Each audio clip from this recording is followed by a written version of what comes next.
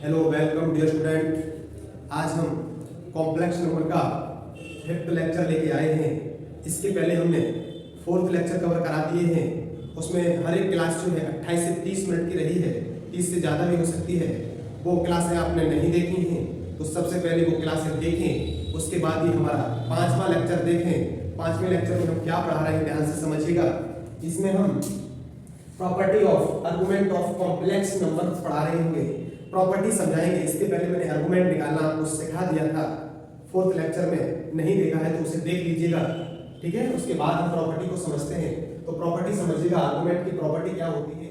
Argument minus के Z, argument minus Z बराबर होता है बेटा, आर्गुमेंट माइनस जेड बराबर होता है पाई प्लस का आर्गुमेंट ऑफ जेड, क्या लिखते हैं पाई माइनस का आर्गुमेंट ऑफ जेड लिखते हैं। बात की गई है।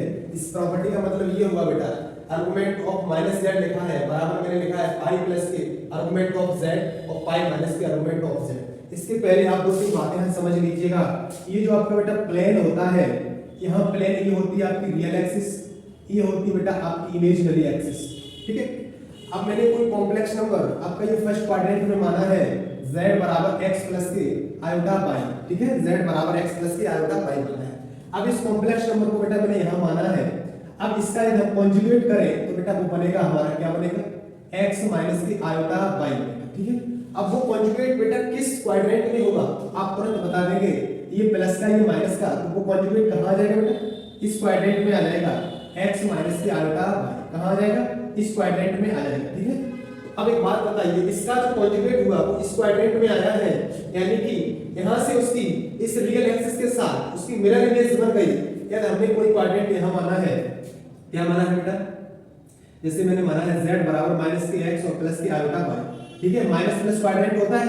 यहां माना से इसका हम कॉन्जुगेट करें, इसका कॉन्जुगेट करें तो बेटा वो बनेगा क्या, माइनस के x और माइनस के आयोटा y, क्या बनेगा माइनस के x और माइनस के आयोटा y। यदि इसका ये कॉन्जुगेट मैंने करा है, इसका मतलब इसका कॉन्जुगेट कहां आएगा बेटा, यहां आएगा। माइनस माइनस ये होता है, इसका कॉन्जुगेट कहां आ जाएगा, माइनस के x और माइनस के क्या हो जाएगा आयोटा।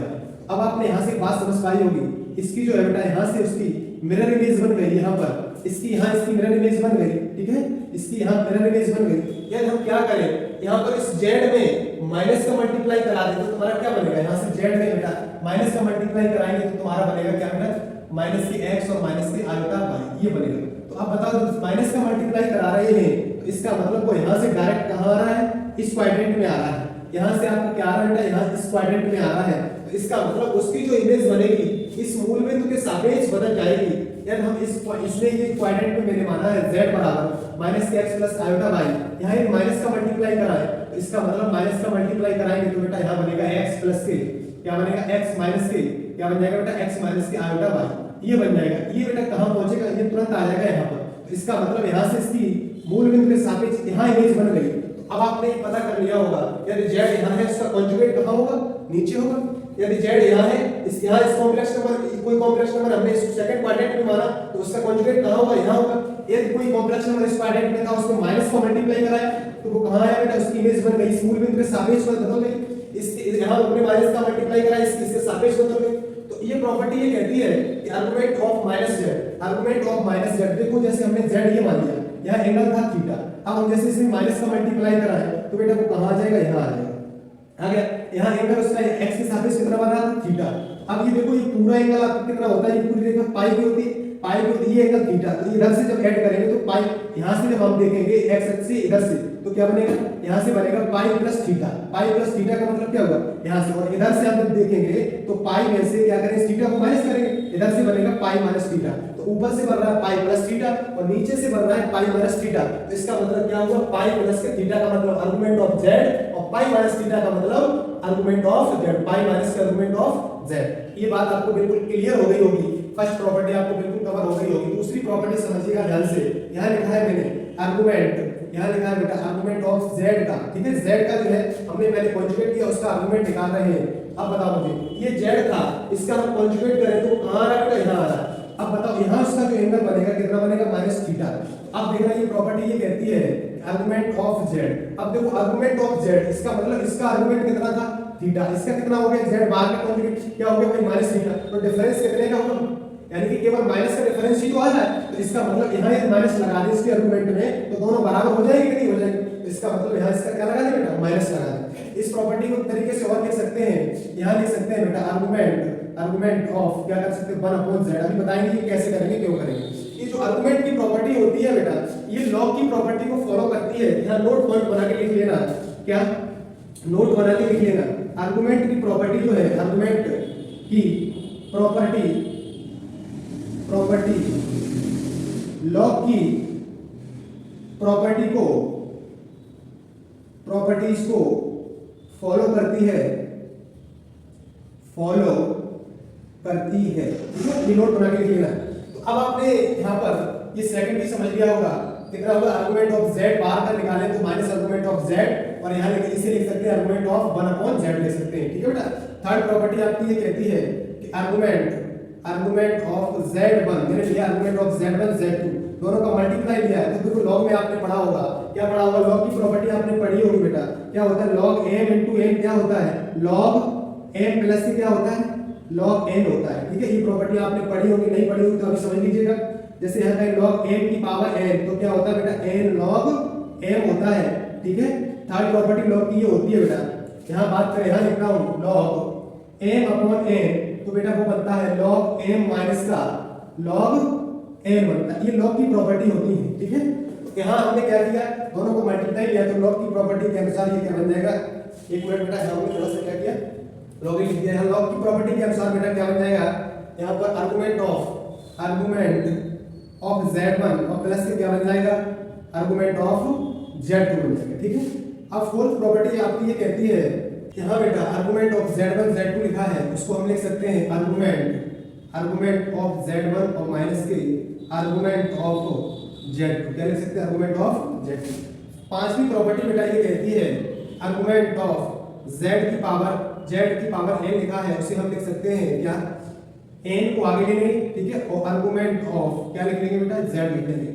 छठवीं प्रॉपर्टी हमने यहाँ बनाई है आर्गुमेंट ऑफ z1 और z2 का हमने यहाँ कॉन्जुगेट लिया है, तो बताओ आप क्या लिख सकते हैं, z1 और z2 का यहाँ कॉन्जुगेट लिया है, इसका मतलब ये होगा बेटा, क्या होगा आर्गुमेंट ऑफ z1 और यहाँ प्लस क्या हो जाएगा आर्गुमेंट ऑफ z2 का कॉन्जुगेट, ठीक है।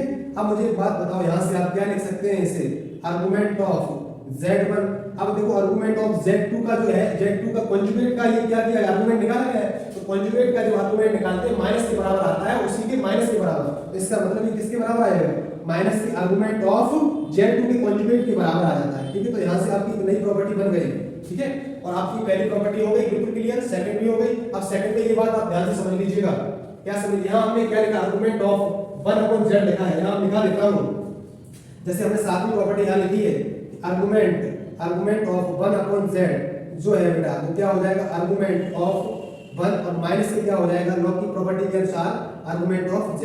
तो आर्गुमेंट ऑफ 1 का आर्गुमेंट क्या होगा, 1 क्या है, 1 जो है प्योरली रियल नंबर है, और जब प्योरली रियल नंबर होता है तो उसका आर्गुमेंट क्या होता है, 0 होता है, ठीक है। उसका आर्गुमेंट क्या होता है बेटा 0, तो इसका 0 हो जाएगा, तो इसका मतलब यहाँ से क्या निकलेगा माइनस के आर्गुमेंट ऑफ z निकलेगा। तो इसका मतलब आर्गुमेंट ऑफ 1 क्या लिखा, आर्गुमेंट ऑफ 1/z जो है माइनस के आर्गुमेंट ऑफ z के बराबर आ जाएगा। तो पहले को मैंने यहाँ लिख लिया है, क्या लिख लिया, देखो माइनस के आर्गुमेंट ऑफ z को हम आर्गुमेंट ऑफ 1/z लिख सकते हैं। आठवीं प्रॉपर्टी जो है, आपको दो तीन प्रॉपर्टी को मिक्स करके बना रहे हैं। आठवीं प्रॉपर्टी आर्गुमेंट ऑफ z1 और z2 z3 आपको ऐसे मल्टीप्लाई में दिए गए हों और अपन लिखा है, यहाँ मान लिया मैंने गामा 1 गामा 2 और गामा 3 ऐसे करके मैंने बेटा यहाँ क्या 3 गामा n कर लिया है। ये प्रॉपर्टी बेटा ये कहती है, दोनों प्रॉपर्टी को मिक्स किया है मैंने, मल्टीप्लाई वाली डिवीजन प्रॉपर्टी को मिक्स कर लिया है, वो एक ही प्रॉपर्टी बनाई है मैंने। तो देखो यहाँ क्या कर सकते हैं, आर्गुमेंट बेटा ऑफ z1 और प्लस के आर्गुमेंट ऑफ क्या बोल सकते हैं, argument of z2 dot dot क्या कर सकते हैं बेटा, यहाँ आर्गुमेंट ऑफ क्या कर सकते हैं बेटा z है, और आगे क्या कर सकते हैं माइनस के आर्गुमेंट ऑफ गामा 1, ठीक है। अब इसको मल्टीप्लाई जो है वो प्लस में जाएगा, तो इसका मतलब माइनस में मल्टीप्लाई जाएगा, तो यहाँ से क्या बन जाएगा माइनस के आर्गुमेंट ऑफ क्या बन जाएगा गामा 2 बनेगा, फिर माइनस के आर्गुमेंट ऑफ गामा 3 बनेगा, ठीक है। डॉट डॉट कहां तक जाएगा बेटा, माइनस के आर्गुमेंट ऑफ गामा n तक जाएगा, ठीक है बेटा। अब नई प्रॉपर्टी समझिएगा, नई प्रॉपर्टी को बेटा हम लिख रहे हैं, यहाँ से लिखा आर्गुमेंट ऑफ बेटा, जैसे मैंने आल्टा जेड लिख दिया, क्या लिख दिया, आयोटा जेड लिख दिया। तो अब बताओ आयोटा जेड लिख दिया, इसका मतलब इसको प्लस में ले जाएंगे, इसका मतलब यहाँ से हो जाएगा आर्गुमेंट ऑफ आयोटा प्लस के आर्गुमेंट ऑफ जेड हो जाएगा। अब एक बात बताओ, आर्गुमेंट ऑफ आयोटा क्या होगा, आर्गुमेंट ऑफ इसका मतलब आयोटा का आर्गुमेंट क्या होगा। अब बताओ ये प्योरली क्या है, प्योरली इमेजिनरी नंबर है। तो मैंने आपको बताया होगा भाई ये देखो रियल, प्योरली जब रियल होता है तो उसके लिए आर्गुमेंट ऑफ जेड जो होता है ना 0 होता है।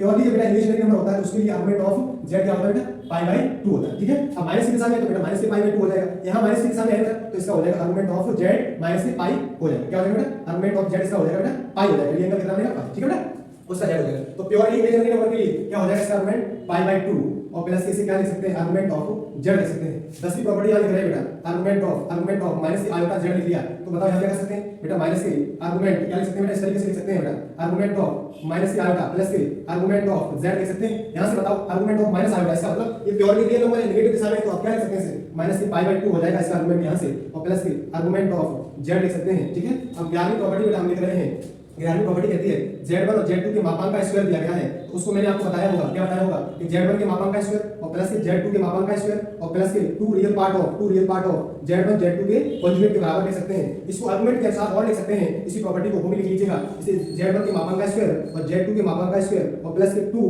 यानी कि z1 का मापांक और z2 का मापांक यहाँ लिख सकते हैं cos थीटा पर माइनस के थीटा 2, ठीक है बेटा। यहाँ से ये फॉर्मूला और बना सकते हैं, यहाँ से ये थीटा पर जो है ना वो आर्गुमेंट ऑफ z1 है और थीटा 2 जो है ना वो आर्गुमेंट ऑफ z2 है। यहाँ लिख सकते हैं बेटा जो थीटा 1 है वो आर्गुमेंट ऑफ z1 का है और थीटा 2 लिखा है, ठीक है, वो है आर्गुमेंट ऑफ z2 का है, ठीक है। थीटा 1 आर्गुमेंट ऑफ z1 का, थीटा 2 जो है आर्गुमेंट ऑफ z2 का। यहाँ से प्रॉपर्टी और लिख सकते हैं बेटा, 12वीं प्रॉपर्टी तुम्हारी यहाँ से है कि z1 माइनस z2 के मापांक का स्क्वायर दिया गया है आपको, वो क्या दिया गया है z1 के मापांक का स्क्वायर, ये हम दिखा चुके हैं, और z2 के मापांक का स्क्वायर और माइनस के क्या कर सकते हैं 2 real part of z1 z2 के कॉन्जुगेट के बराबर। इसे हम आर्गुमेंट की प्रॉपर्टी के अनुसार लिखना चाहे तो हम क्या लिखेंगे z1 के मापांक का स्क्वायर और प्लस के z2 के मापांक का स्क्वायर और माइनस के 2 मॉड ऑफ z1 और मॉड ऑफ z2, ठीक है, और क्या लिख सकते हैं cos थीटा पर माइनस का थीटा, ठीक है बेटा। अब आगे चलते हैं, ठीक है बेटा, वो है तुम्हारी z1 प्लस z2 का जो मापांक है वो z1 माइनस z2 के मापांक के बराबर है, तो हम इसे लिख सकते हैं आर्गुमेंट ऑफ z1 माइनस का आर्गुमेंट ऑफ z2 जो है वो पाई/2 के बराबर होगा, ठीक है बेटा। ये आपको डायरेक्ट मिलेगी, आपको डायरेक्ट प्रॉपर्टी ये है ऑप्शंस में मिलेगी, जो स्टेटमेंट टाइप के क्वेश्चंस होंगे उसमें डायरेक्ट प्रॉपर्टी पूछेगी, ये प्रॉपर्टी सही है या गलत है, उसमें आपसे ऑप्शंस के माध्यम से क्वेश्चंस को बनाएगा, तो सब सारी चीजें आपको बिल्कुल लर्न करनी पड़ेगी, ठीक है बेटा। फोर्थ यानी कि 14वीं प्रॉपर्टी ये कहती है z1 प्लस z2 के मापांक जो है वो लिखा है z1 के मापांक का अलग और प्लस z2 के मापांक का अलग, वो इसके बराबर दिया है, तो यहाँ लिख सकते हैं आर्गुमेंट ऑफ z1 बराबर होगा आर्गुमेंट ऑफ z2। ये प्रॉपर्टी इस तरीके से लिख सकते हैं आर्गुमेंट ऑफ z1 इधर लाएंगे तो क्या हो जाएगा आर्गुमेंट ऑफ z2 जो है वो 0 के बराबर होगा बेटा, ठीक है। ये आपको गिवन दिया गया हो, ठीक है, तो हम इस तरीके से लिख सकते हैं। अब आपको 15वीं प्रॉपर्टी ये कहती है कि z1 z2 के मापांक का स्क्वायर दिया गया है, यहाँ से कर सकते हैं z1 के मापांक का स्क्वायर और प्लस z2 के मापांक का स्क्वायर, तो यहाँ कह सकते हैं कि z1 अपॉन z2 प्योरली क्या होगा, प्योरली इमेजिनरी नंबर होगा, प्योरली इमेजिनरी नंबर्स होगा, ठीक है। इस प्रॉपर्टी ये कहती है। अब आपकी प्रॉपर्टी बिल्कुल कवर हो गई, ठीक है। अब आगे चलते हैं बेटा, यहाँ हमें लिखा है समिश्र संख्याओं के वर्गमूल square root of complex number के बारे में पढ़ेंगे, ठीक है बेटा। अब आपको जो आर्गुमेंट की प्रॉपर्टी मैंने लिखाई है वो बिल्कुल लर्न कर लेना, जब हम क्वेश्चंस की धुआंधार प्रैक्टिस करेंगे तो आपको वो प्रॉपर्टी याद होगी, तभी क्वेश्चंस आपको बिल्कुल क्लियर होगा, ठीक है बेटा। आगे चलते हैं, आगे मैंने लिखा है square root of complex number, इसका मतलब समझिएगा, यहाँ मैंने यहाँ लिखा है z बराबर कोई कॉम्प्लेक्स नंबर दिया है a प्लस अल्फा b दिया है, ठीक है। यार इसका हम क्या करें, इसका स्क्वायर रूट निकालें, तो स्क्वायर रूट निकालेंगे, इसका मतलब स्क्वायर रूट निकलने के बाद कोई ना कोई कॉम्प्लेक्स नंबर आएगा, कोई ना कोई कॉम्प्लेक्स नंबर आएगा, ध्यान से समझिएगा कैसे। जैसे हम इसका स्क्वायर रूट करेंगे, इसका जैसे मैंने स्क्वायर रूट किया तो a प्लस के अल्फा b का स्क्वायर रूट करेंगे तो कोई ना कोई कॉम्प्लेक्स नंबर आएगा, वो प्लस माइनस के x प्लस के अल्फा y आएगा, ठीक है बेटा। यहाँ तो इसका मतलब इसका ये है, तो अब ध्यान से समझिएगा, जो ये आया है यहाँ प्लस है तो यहाँ प्लस ही आएगा। अब ध्यान से समझिएगा, यहाँ लिखा है a माइनस के अल्फा b, तब क्या आएगा प्लस माइनस में x माइनस के अल्फा y आएगा। अब देखिए x की वैल्यू क्या होगी, y की वैल्यू क्या होगी, यहाँ रखनी होगी और आपका क्या आ जाएगा स्क्वायर रूट आ जाएगा कॉम्प्लेक्स नंबर का। तो ध्यान से समझिएगा, यहाँ x की वैल्यू होगी बेटा वो क्या होगी root of a square plus के b स्क्वायर और प्लस के a अपॉन 2 और पूरे की पावर 1/2, ये x की वैल्यू यहाँ होगी। और y की वैल्यू क्या होगी, y की वैल्यू होगी बेटा a स्क्वायर और प्लस का b स्क्वायर और माइनस का a अपॉन 2 और पूरे की पावर 1/2 होगी बेटा, ठीक है। तो अब ध्यान से समझिएगा, यदि इस कॉम्प्लेक्स नंबर का मॉडुलस निकालें, यदि मापांक निकालें तो क्या बनेगा बेटा, वो ये बनेगा a स्क्वायर और प्लस का b स्क्वायर बनेगा। तो अब आप यहाँ से कह सकते हो कि ये आपका मापांक लिखा है, तो यहाँ से फॉर्मूला से इस तरीके से और लर्न करो बेटा। यहाँ से क्या लिख सकते हैं, यानी कि मॉडुलस ऑफ z और प्लस का a अपॉन 2 और पूरे की पावर क्या हो जाएगा 1/2, x का मान होगा, ठीक है। y का मान क्या हो जाएगा मॉड ऑफ z और माइनस का a अपॉन 2 और पूरे की पावर 1/2, ठीक है बेटा। अब यहाँ क्या होगा, यहाँ प्लस होगा तो यहाँ प्लस आएगा, यहाँ माइनस होगा तो बेटा यहाँ माइनस आएगा। एक एग्जांपल लेते हैं, यहाँ पर एक एग्जांपल लिया बेटा, लिया 7 माइनस के 24 अल्फा, इसका स्क्वायर रूट निकालना है। अब आप बताओ ध्यान से, इसका क्या करिए, कॉम्प्लेक्स नंबर जो है ना इसका हमें स्क्वायर रूट निकालना है, तो बताओ x की वैल्यू कैसे निकालें। इसका हम मॉडुलस ले लेंगे, मॉडुलस क्या होता है, मॉडुलस ये आप कॉम्प्लेक्स नंबर दिया था z बराबर 7 माइनस के 24 अल्फा, अब बताओ इसका मॉडल्स क्या हो जाएगा, आप तुरंत बोल देंगे क्या हो जाएगा, 7 का स्क्वायर कितना होगा 49 और प्लस का 24 का स्क्वायर 5 7 6 हो जाएगा, जब इसका ऐड करेंगे बेटा तो 6 2 5 बनेगा, यहां से इसका क्या बन जाएगा 25 बन जाएगा स्क्वायर। तो बताओ इसका रूट क्या बन जाएगा 25 बन जाएगा। अब इसका आंसर क्या होगा, x की वैल्यू निकालेंगे, यहां से x की वैल्यू निकालेंगे mod ऑफ z, इसका मतलब इसका mod कितना है 25 में से बेटा x की वैल्यू क्या करेंगे, a की वैल्यू निकालेंगे, x की वैल्यू निकालेंगे तो इसमें क्या करेंगे, एक वैल्यू कैसे है प्लस 7 अपॉन 2 करेंगे पूरे की पावर बेटा 1/2, यहां से देखो 25 से 7 कितना हो जाएगा 32 अपॉन 2 और पूरे की पावर 1/2 काटेंगे बेटा 16 आ जाएगा, बाहर निकालेंगे तो 4 आ जाएगा, उसका पावर 1/2 लगी, इसका मतलब उसका स्क्वायर ले लेंगे, y का मान निकालेंगे बेटा तो क्या हो जाएगा, ये देखो mod ऑफ z में माइनस a, इसका मतलब ये क्या है 25 और माइनस का एक वैल्यू 7 अपॉन 2, यहां से काटेंगे बेटा क्या बनेगा 1/2, तो बताओ यहां से क्या बनेगा, यहां से बनेगा 18 अपॉन 2 बनेगा, इसका पूरे की पावर क्या चलता है 1/2, यहां से काटेंगे बेटा 9 होता है तो बाहर निकालेंगे तो क्या आ जाएगा 3 आ जाएगा। तो बताओ x की वैल्यू आ गई y की वैल्यू आ गई, इसका स्क्वायर रूट कितना हो गया 7 माइनस के 24 आएगा का स्क्वायर रूट बेटा कितना हो गया प्लस माइनस में x की वैल्यू कितनी है 4, तो 4 यहां प्लस माइनस का तो माइनस 3 आएगा, ये हमारा करेक्ट नंबर हम ले रहे हैं रूट, यानी कि 3 + 4 आएगा का तुम्हें स्क्वायर रूट निकालना है। अब आप यहां से बताएं इसका वो मॉडुलस क्या हो जाएगा, आप तुरंत बता देंगे 3 का 9 4 का 16 हो जाएगा, बाहर निकालेंगे तो क्या हो जाएगा 25, ये आ जाएगा 5।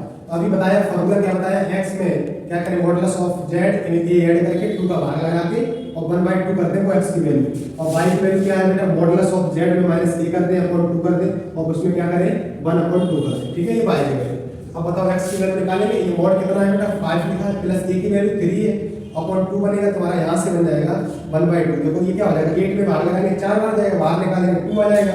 अब बताओ y बराबर निकालेंगे तो मॉडुलस ऑफ z क्या हो जाएगा 5 माइनस a की वैल्यू 3 है बेटा, यहां से 3 तो देखो 3 बना लिया मैंने, यहां से 2 का भाग लगाएंगे और 1/2 करेंगे, देखो 5 में से 3 जाएगा 2 बचेगा, 2 से तो काटेंगे 1 आ जाएगा, तो बाहर निकालेंगे तो देखो y बराबर 1 आ जाएगा और x बराबर आ गया तुम्हारा 2 आ गया। अब बताओ मुझे इसका जो मॉडुलस क्या होगा बेटा, प्लस माइनस के आंसर तो x की वैल्यू पहले तो इसका मतलब 2 और प्लस और y की वैल्यू बाद में, तो इसका मतलब आएगा करेक्ट आंसर बेटा इसका ये। अब हम बेटा यहां पर थर्ड एग्जांपल ले रहे हैं, यहां थर्ड एग्जांपल लिया मैंने, जैसे रूट आयोटा का निकाल रहे हैं, तो अब बताओ यहां क्या करेंगे, यहां a की वैल्यू 0 लेंगे, यहां x की वैल्यू निकालेंगे तो क्या करेंगे बेटा modulus of z plus a upon क्या करेंगे 2 और पूरे की पावर 1/2 और y की वैल्यू निकालेंगे तो बेटा mod of z minus a upon क्या करेंगे 2 और पूरे की पावर क्या करेंगे बेटा 1/2। अब बताओ x की वैल्यू निकालेंगे, इसका मॉडुलस क्या हो जाएगा 1 और 1 में या a की वैल्यू 0 हो जाएगी, 1 में 0 ऐड करेंगे क्या हो जाएगा 1 हो जाएगा, तो इसका मतलब ये 1/2 और पूरे की पावर क्या है 1/2, इसका मतलब x बराबर क्या आ गया 1/√2 आ गया, ठीक है बेटा 1 का 1/2 क्या 1 ही हुआ।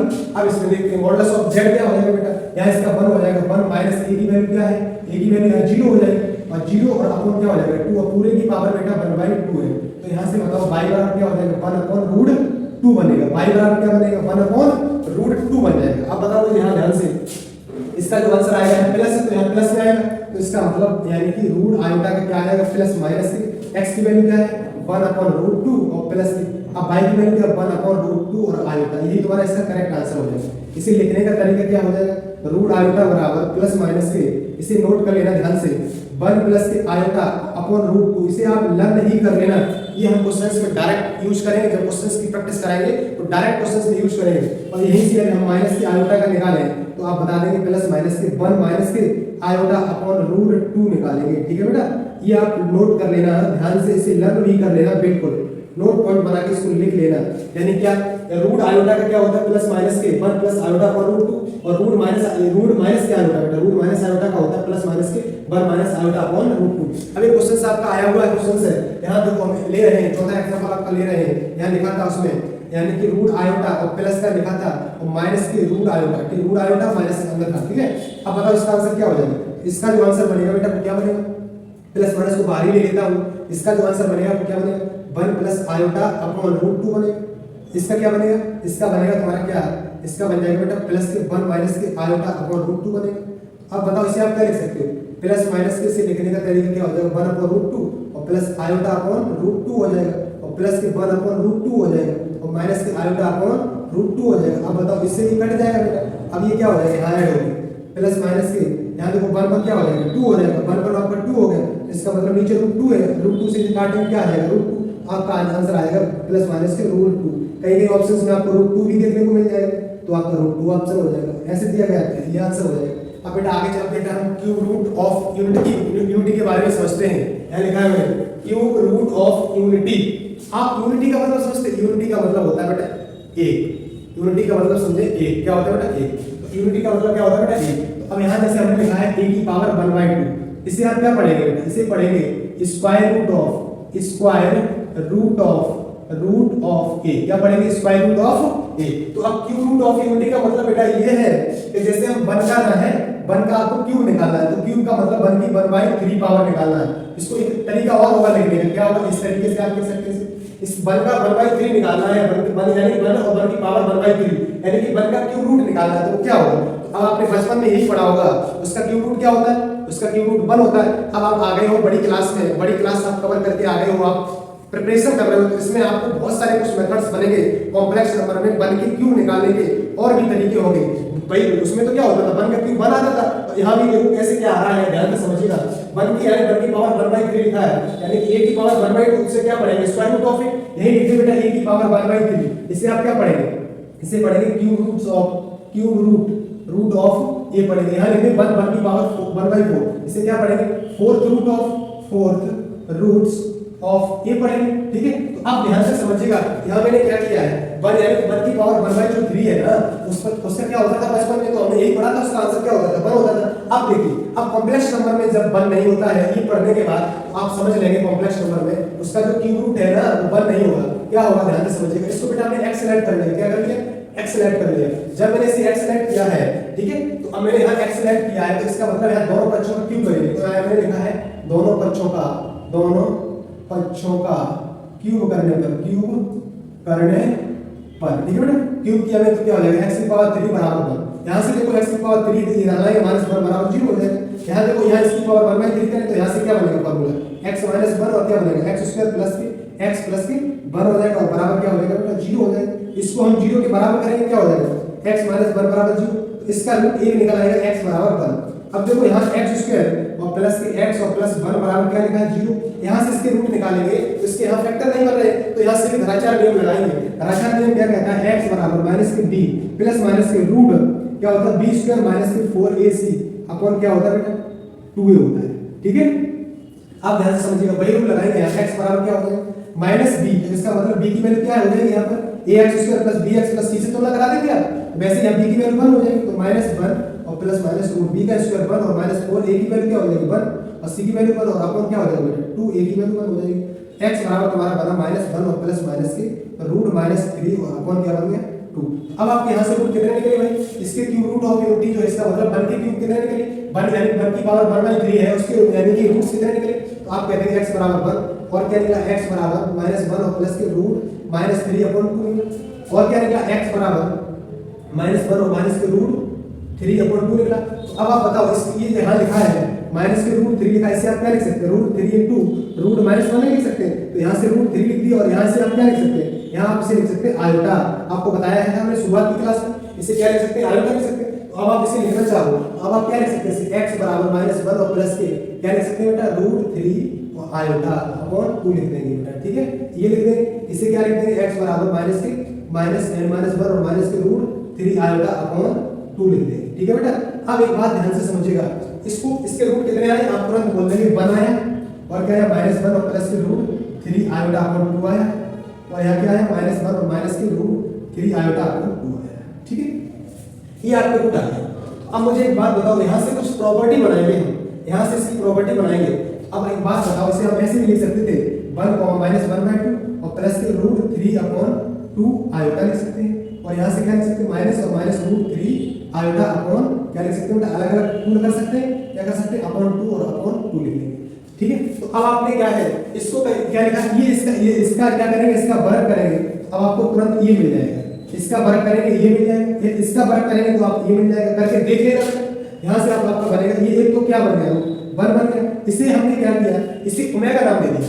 कुछ मैथमेटिशियन ऐसे थे, उन्होंने इसका नाम क्या दे दिया, ओमेगा दे दिया, क्या दे दिया, इसका ओमेगा दे दिया, इसका क्या दे दिया, ओमेगा स्क्वायर दे दिया, ठीक है बेटा, इसका क्या दे दिया, ओमेगा स्क्वायर दे दिया। अब बताओ, इसका नाम ओमेगा स्क्वायर दिया, तो मतलब इसका वर्ग करेंगे, ओमेगा की पावर कितने हो जाएगी 4, उसका मतलब 4 मतलब ओमेगा ही आ जाएगा। प्रॉपर्टी बताएंगे, बिल्कुल कवर कर देंगे, बिल्कुल क्लियर कर देंगे। तो इसका मतलब यहाँ से क्या, इसका वर्ग करेंगे ये मिल जाएगा, इसे नाम दिया उन्होंने ओमेगा, इसे दिया ओमेगा स्क्वायर। तो इसे क्या करना है, यहाँ से अब आप नोट करके लिख लीजिएगा, ओमेगा को हमने क्या मान लिया -1, क्या मान लिया -1/2 और प्लस की रूट 3/2 आयोटा मान लिया, ठीक है, ओमेगा को। ओमेगा स्क्वायर को मैंने क्या मान लिया -1/2 और माइनस रूट 3/2 आयोटा मान लिया, ठीक है बेटा।